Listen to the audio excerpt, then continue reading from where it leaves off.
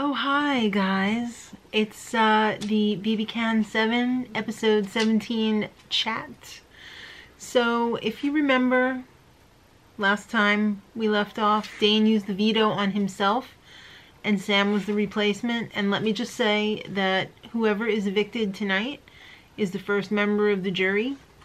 Wow, we're getting close. So, good job, Corey. You put up Sam, you're Anthony's tool.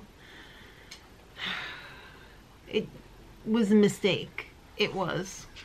This is all orchestrated by Anthony, who, by the way, is playing a great game. The thing that I don't like about Anthony is that he's a cocky son of a bitch, and I just don't like that. I really feel like there's no need for that, and it's not fun to watch. It just makes you not like that person. So, after Sam goes up on the block, Dane and Mark celebrate, and Adam cry. Oh, Sam was protecting Adam, and he knows it. He's taking advantage of her in a way. So, Corey feels great. She wants to know from Anthony, was I too hard on Sam with my speech? And Anthony said, hell no. I would have really tore into her. No shit. We know that because you're in the He-Man Woman Haters Club. So Dane apologizes to Adam because Sam's going home and he used the veto on himself, which caused her to go up on the block. And he said, hey, get over it. It's going to happen to SD too. That sucks. I just hate the He-Man Woman Haters Club. Sam is pissed at Adam. She realized, hey, maybe I made a mistake here because now I'm protecting Adam and I'm paying the price for it. So Adam, Mark, and Anthony have a little meeting, and Adam feels bad for Sam because she thinks she can get the votes and he knows that she can't get the votes. Mark hates Sam for putting him up. He'll listen with an open mind, but he'll vote her out with an open mind too. It's hilarious watching Mark get fired up because it's like watching a child. He's like, it's crazy. It's funny though. I like it. So Sam campaigns to Dane. Esty's just riding your coattails. Don't you want someone who's going to challenge you? No, he wants someone who's going to be easy to get out and who's going to vote his way. He doesn't want a challenge. It's hard enough to get to the end in Big Brother. He needs somebody that's completely on his side. Come on. Nope. Dane tells Esty that Sam's going. So maybe you should campaign a little bit. You know, don't just not campaign. So she goes to Mark, and this was tough because last week she voted against Mark because her best friend was on the block. You know, I think things like that shouldn't even count. I mean, did she really have to campaign that hard to Mark? It's pretty obvious that Sam is going. So Adam and Corey. He cries to Corey to keep Samantha. First of all, she's the head of household. She doesn't vote unless it's a tiebreaker. So why are you campaigning to her? You should be campaigning to the people who actually have votes. And stop crying. It's a freaking game. She's not dying. So Sam talks to Corey. And Corey says, you know what? The stories aren't lining up. Sam throws Adam under the bus. That's all she has left to do now because her back is up against the wall. She's definitely going home, and if she doesn't get the votes, I mean, there's nothing left for her to do, so she might as well pull out all the stops. So she calls Adam out, and she said, part of my campaign here is that I will be gunning for Dane. I'll be a shield. I'll never put you up. Blah, blah, blah. $1 million.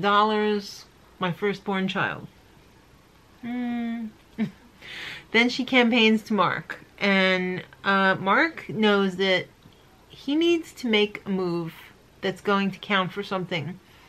He can't just not win competitions and lay around and be all lukewarm and slightly funny. Oh my god, when she was talking to him, I was dying. He could not leave his freaking feet alone, and it made me want to throw up.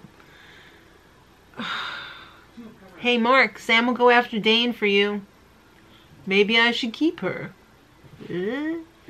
Those feet though. Ugh. So, Adam and Anthony are chatting, and Anthony had to run to talk to him because he could not take hearing about all of the campaigning that Adam's been doing for Sam. It really pisses him off because it's not in the He-Man Woman Haters Club's best interests. So he said, I love Sam. He, meaning Anthony, loves Sam, but she's got to go. This is about the pretty boys. We got to do what it takes to preserve and keep intact our pretty boy alliance. And then Adam's like, what are you talking about? I spend the same amount of time that you spend with Corey. And Anthony's like, well, I don't take showers with her. True, but you are in an alliance whether it's not a showmance or not. I mean, come on. So then the show knows that they're getting out the fork because Sam's time in the house is done. So they pulled out the old Sam and Adam showmance reel from day one.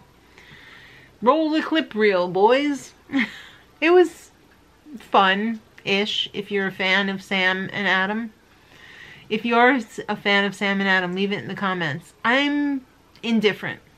Alright, so time for the speeches. Well, actually, first it's time for Arisa to ask Adam how he feels about his showmance being up on the block, and he said he's heartbroken. And then Arisa says, you know what, maybe I have a few minutes to kill here. Let's go around and ask everybody who the most underestimated player in the house is. And everybody said somebody different. There was no doubles. I mean, they didn't go to everybody, but the few that they asked, nobody said the same thing. So then they asked, who do you think's gonna win? And everybody that they asked said themselves, except for freaking Adam, said Dane. Why wouldn't you say yourself, you dumb dummy? You dumb. Alright, so, yeah. Esty said, as her speech, I love you all, and you know what to do. We've talked about it. And then Sam said, oh, these days in the Big Brother house I will cherish forever, and I find value in everyone here except for Mark. No, just kidding, but not really. I'm serious. And then she said, Corey, you made a terrible mistake, and you know what? If I go home now, I've already won the grand prize, and that is this turd over here, Adam. And she also said, Kira's pretty awesome. Okay, so it's time for the vote, and Sam was evicted by 5-1. Adam was the only one who threw her a pity vote, and I think everybody, you know, she handled everybody pretty well. She did a pretty classy goodbye to everybody. She wasn't bitter or angry. Adam walked her up the stairs and flipped and dipped her and kissed her in front of everybody else in front of the front door. She went out to go see Arisa, and she said it feels weird seeing the house like this from the outside. And she wasn't expecting a showmance, but she fell for that big dummy. And she does regret protecting Adam and sacrificing her own game. Finally, you can admit it. Oh my gosh. So the goodbye messages from the house guests were all pretty standard. Anthony was a total jerk, fake crying, and all of the Pretty Boy Alliance members threw up their gang signs of that. Funny. So that was that, and now it's time for the HOH competition, and it is a best of however many questions they decide to ask, and it's called Drunk Speeches. So they've got speeches by the house guests, and they mess with the audio so that it makes the speakers sound drunk. So they have to say what day the speech was said on. Well, you know who's gonna win this one, right? Who has been studying the days non-stop? Mark. So whoever has the most correct wins, and the winner will be posted in the info box of today's spoiler. It's already there because I've already seen. I actually saw who won before the show aired, so it's there. And now for a special announcement. Arisa is expecting her third child with her husband. And you know what? On the first night, you know, premiere night, I said, I bet Arisa's pregnant. And you know what? I was right. I totally called it. But I didn't want to look like a jerk and say, hey, she's pregnant, and then have her not be pregnant. I thought she was, so there you go. There you have it. My dog's throwing up. Great. That's not funny. It's just awkward. But not as awkward as the Big Brother Canada 7 house right now. So thank you so much for watching. I'll be back tomorrow with another spoiler. So I appreciate you guys. And until next time, much love.